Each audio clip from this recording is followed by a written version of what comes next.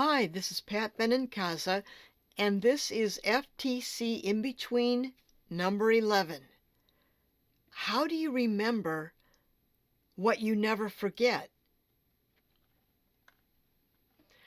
Like a relentless yo-yo, history swings back and forth, repeating its ominous patterns as it coils and spins from learned to unlearned events.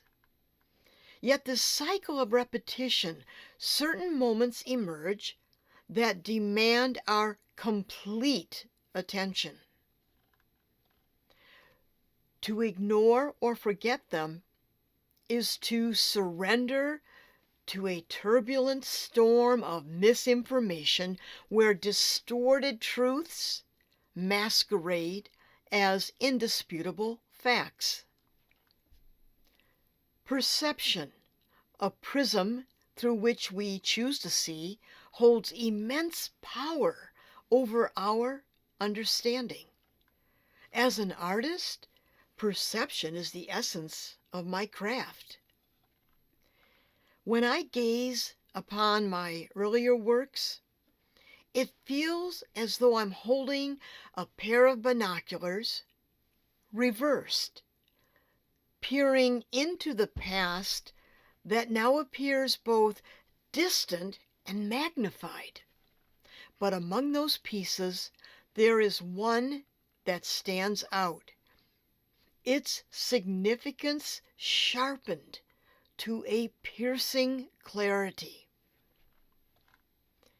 In 2006, a dear friend confided to me a haunting revelation of an Eastern European town that once was the home of her husband's kin during the dark abyss of World War II.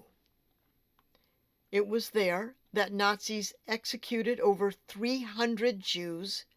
Their bodies were thrown into a mass grave. The weight of this revelation hung heavy in the air. I gently asked her for the names, and she graciously sent me a meticulously typed list. Alone in my studio, I whispered each name, not sure who would hear. I rummaged through broken, weathered boards, bleached by time and use. Pieces of wood began to form into a Star of David. Hammered strips of copper conspired with pale yellow German new antique glass to recall the yellow stars of David that the Jews were forced to wear. The words came to me. How do you remember what you never forget? As night turned into day, I finished the work. Well, or so I thought. It was missing something. Its voice. I knew what I had to do. I called my friend to translate "How do you remember what you never forget" into Yiddish. She suggested the translation be in Hebrew, and she knew an old man with a typewriter with Hebrew fonts. She told him what I was doing and asked if he would do the translation, and without hesitation, he said yes. When I received his typed words, I went to work. The touch of my brush forming each character completed the piece with a sense of reverence and purpose. A month later, my friend invited me to show this work at a gathering of the Yiddish Winkel Club of Minneapolis. I was nervous. I was really nervous about doing this because I'm not Jewish. Would my being a first-generation Italian American diminish the impact of the work?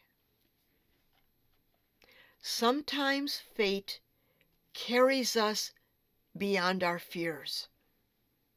At the event, I met the gentleman who owned the typewriter with Hebrew fonts.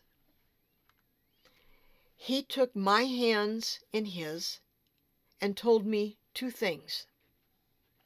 He was honored to do the translation, and he was a survivor of Auschwitz. It was a moment that transcended boundaries of language and heritage.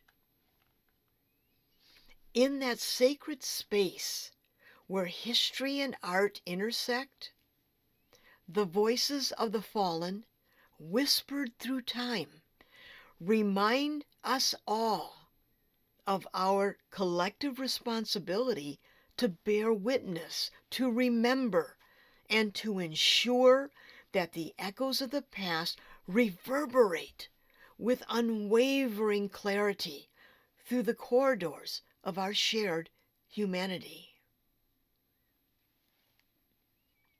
Thank you.